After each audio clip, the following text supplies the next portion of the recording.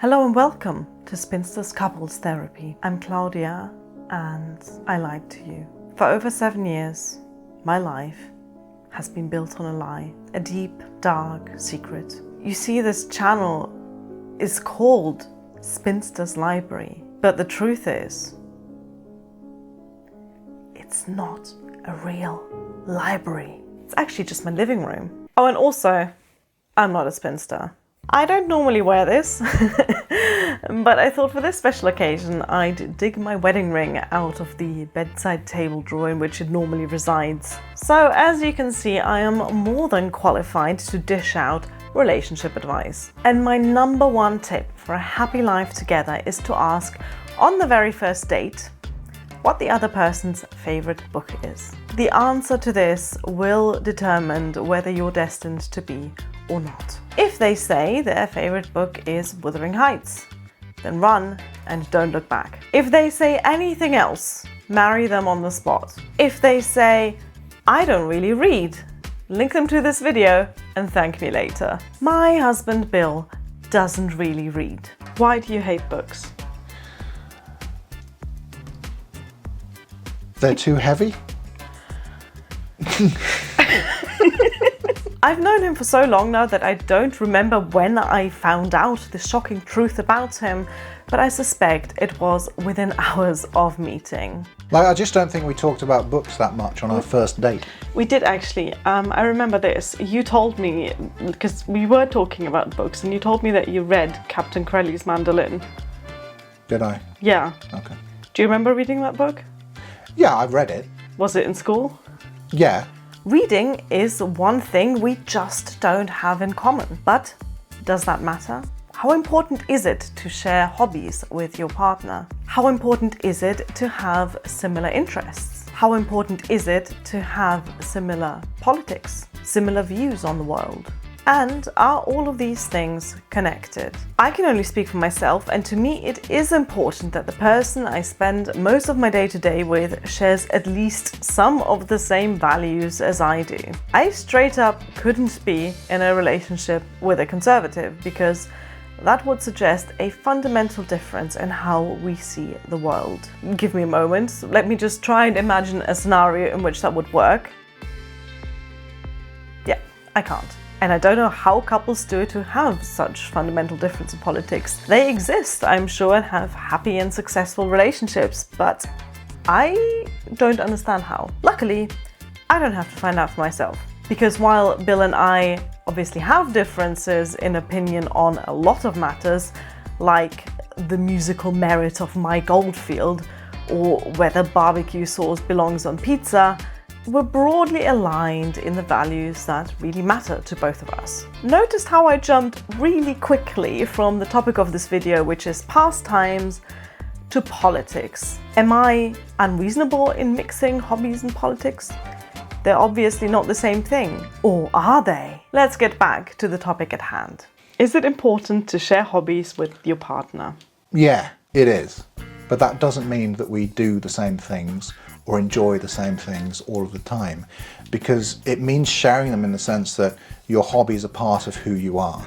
And I think it's important and good that you talk to me about books and I talk to you about games, even though we don't necessarily fully understand what the other person is talking about, or even really listen all the time. But I think it's important that we feel able to share all of ourselves with each other. Does it matter whether your partner shares your hobbies or not? That depends on a few different things. Hobbies are what we spend our time on when we're not at work or socializing or doing household chores. How much time we have for hobbies depends. If you have children, you've probably got a lot less spare time than I do. If you have a large circle of friends and you spend a lot of time outside your home hanging out with them, well, I guess socializing could be considered a hobby in itself. Not entirely sure on the definition of that. I have no children and few friends, and the same applies to Bill. We both work office jobs, but with reasonable commuting times, and so we end up with a good amount of time to spend on whatever the hell we want. In Bill's case, that's mostly video games. In my case, that's a few things actually. I like to cycle through hobbies. I go through phases of enjoying one thing over another. knitting, baking, gardening, candle making, crochet, all depending on the time of year and my own mood and energy levels. Reading books, however, is something that's always been part of my life. Like a lot of us, I used to read a lot more as a child and then later in school and university. There are some years I read loads and some years I read little, but I always read. And Bill doesn't. I mean, occasionally he'll read a non-fiction book on a topic that really interests him, but that's about it. What's your favorite book? The History of Nintendo Volume 3 by Florent Gorges. So, does it matter? I don't share his hobbies and he doesn't share mine. Actually, that's a lie. There's a lot of hobbies we share. We both like music, both listening to it and making music. We even met through a songwriting challenge. Shout out here to February Album Writing Month, which is currently ongoing. If you're a songwriter or you want to be, do check out the link to form in the description box. Bill and I are both participants in that. Our office holds our collection of instruments. Our record collection, okay, this is mostly Bill's record collection, and I regret to say that a large part of it is made up of obscure and borderline unlistenable My Goldfield albums. But music is a large part of both of our lives. So that's one hobby we have in common. We also both play Magic the Gathering. Not as much as we used to, but for a while this was our main form of socializing too. We'd go out every Friday and play with friends or at the local shop. We even had a bit of a Magic the Gathering theme at our wedding, which meant we spent a good part of it explaining the multiverse to various aunts and uncles. But as the game got more expensive and less fun, and we moved to a new country and a new town without a ready-made community for us to join, that's become a less important part of our lives. Which is a bit of a shame, but not enough of a shame to actively try and find people to play with. Bill and I also like a lot of the same entertainment. When we watch TV or movies or YouTube videos, there is a lot we have in common. At time of recording, we're hyped for every new episode of The Traitors. By the time you're watching this, there will already be a winner. Go Mina, you've got this. One of the first things we bonded over, other than music, was mid-2000s British sitcom Peep Show, which I suspect hasn't aged particularly well. But that's okay, because in the decade and a half since, we've discovered many more sitcoms we enjoy, and we're constantly finding new shows to get into together. A lot of people wouldn't consider watching TV a hobby, but why not actually? It's something a lot of us do in our spare time. It brings us joy, it's relaxing, it's a perfectly valid pastime. Many of the things we both like to do are quite domestic. Playing cards, watching TV, listening to records like the worst kind of pretentious millennials. We're both somewhere along the introvert spectrum, though I'm probably more extreme in that than Bill. I'd quite happily spend day after day in perfect solitude, not talking to anyone except my cats, who, to be fair, are quite chatty. You know, for cats. Bill, on the other hand, like a complete weirdo, needs the occasional moment of human contact. But we both understand the need to be alone and to be quiet and to be by ourselves. But brace yourselves for this revelation, we also like to spend time together. On a scale of 1 to 10, how would you rate your experience of spending time with me? I mean, it's up there. Which doesn't sound particularly shocking. A married couple likes to spend time together. Until you realize how much popular culture tells us that we're supposed to hate the person we live with. I should point out here that this trend applies specifically to straight relationships. This idea that it's normal to completely disrespect your partner and the things they like, and to low-key or not so low-key resent their entire existence in your life. There's a whole genre of wedding cake toppers dedicated to this idea, which raises so many questions. Actually, it raises one question: who buys these? How do you go from, I know, let's sign a legal contract that makes us combine our assets, share the tax burden, and tie our lives together in 100 other ways, to the thing that best symbolizes this commitment is a small plastic woman in a wedding dress holding a small plastic man in a tuxedo, captive by means of literal bondage, and not the fun kind. You've heard it all before, the old ball and chain, the last night of freedom.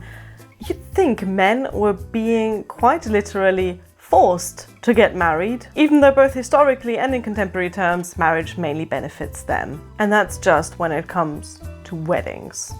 There's this prevailing concept that you're supposed to hate the things your partner does if they're not also things you happen to like. I get this sometimes from both Bill's friends and family and mine when he talks about, I don't know, some video game he bought off eBay or some nerdy event he wants to attend. They look at me and say, "And you let him do this?" I remember we had that with like, is it, I don't know if it's in frame. Is it in frame if I point? Probably not. Actually, what are you pointing at? The Super Metroid Super thing? Metroid, yeah. No, unfortunately it's not in frame, so people will just have to imagine it. So, no, I remember exactly, like, when I was talking to, I think, your friends about spending quite a lot of money on a boxed copy of Super Metroid, I remember them being quite shocked at the price and that I would do that and that you would allow it. I'm not his mother. I couldn't stop him from spending his own money even if I wanted to. And why would I want to in the first place?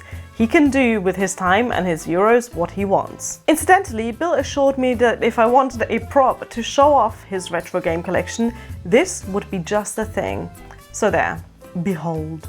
Anyway, back to the point. Why is there this assumption that my natural attitude to his hobbies should be one of disdain and contempt and an attempt to somehow contain them? I mean, have you seen my bookshelf, my knitting supplies, my nail polish collection? It'd be a bit hypocritical of me to try and forbid him from cluttering the house with video games when this is what our living room looks like. The same obviously also applies the other way around. I don't think he's ever uttered a word of unhappiness or criticism about the way my things are taking up space in our shared home. My money, I've earned it, I do what I like with it. And you've got your money, you've earned it, you do what you like with it. I know, I think the thing that people maybe don't understand is that our finances are regulated before we get to spending money on books and games. Yeah. Like, it's not like you can't feed our cats because you've bought this.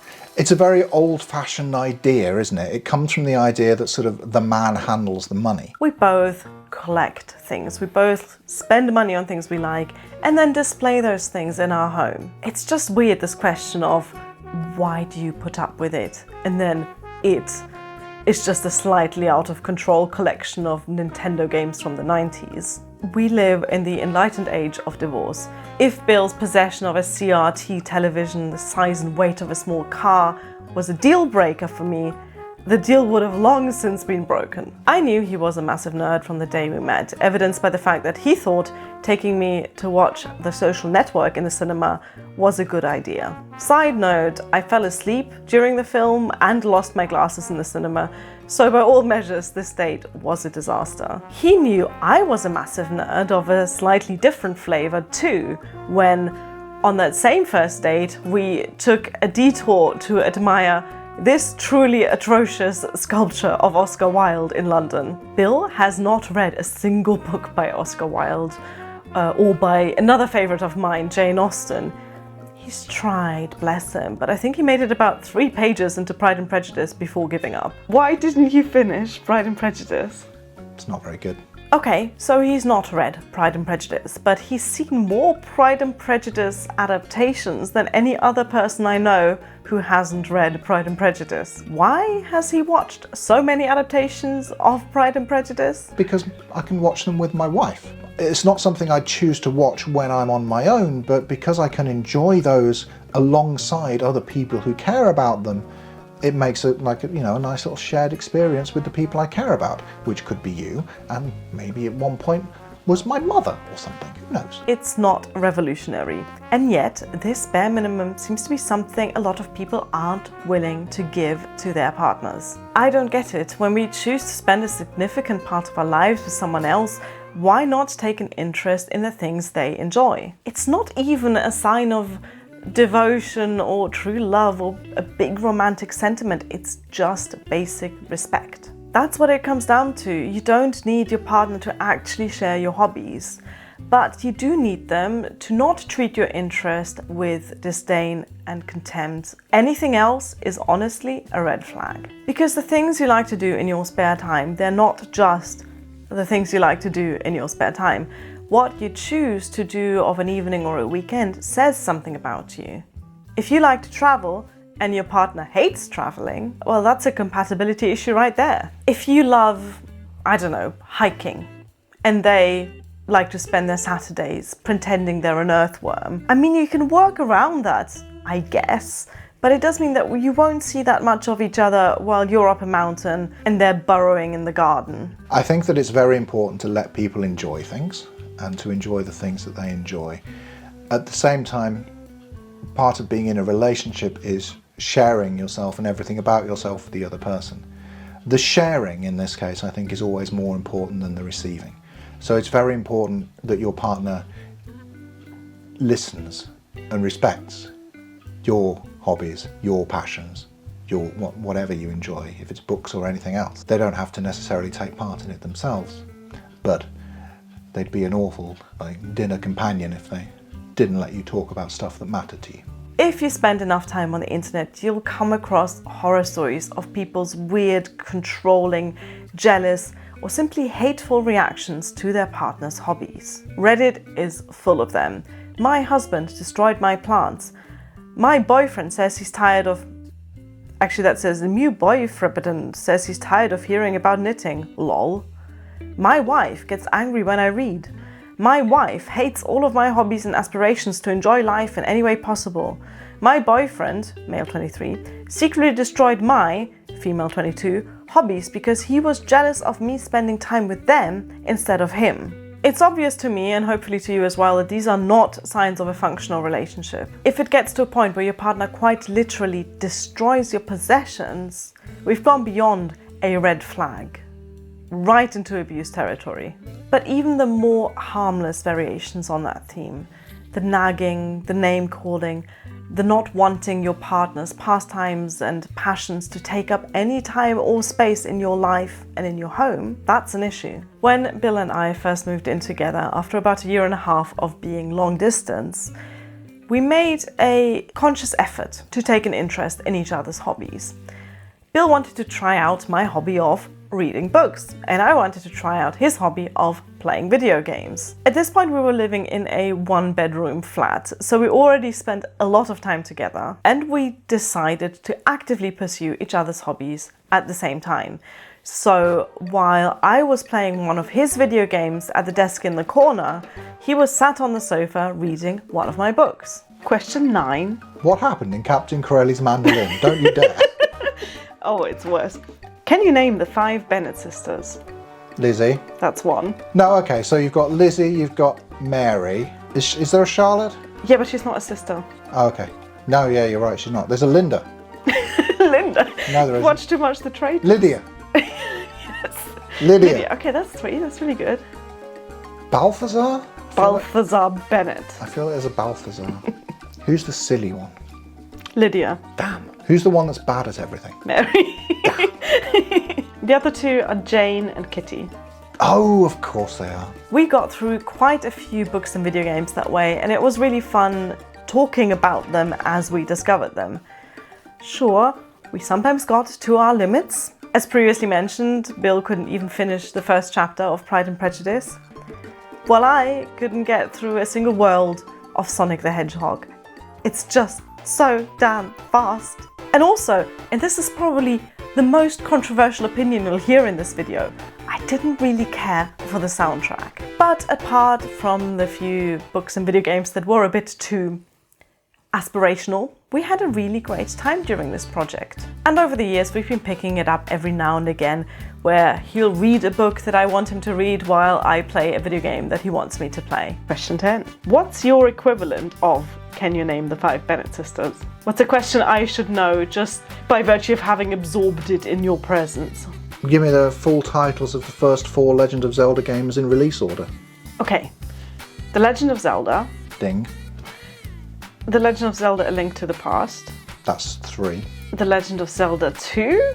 What's wild about that one It doesn't even say The Legend of Zelda on it. This is Zelda 2, The Adventure of Link. Oh, I would not have gotten that. Is that the second one then?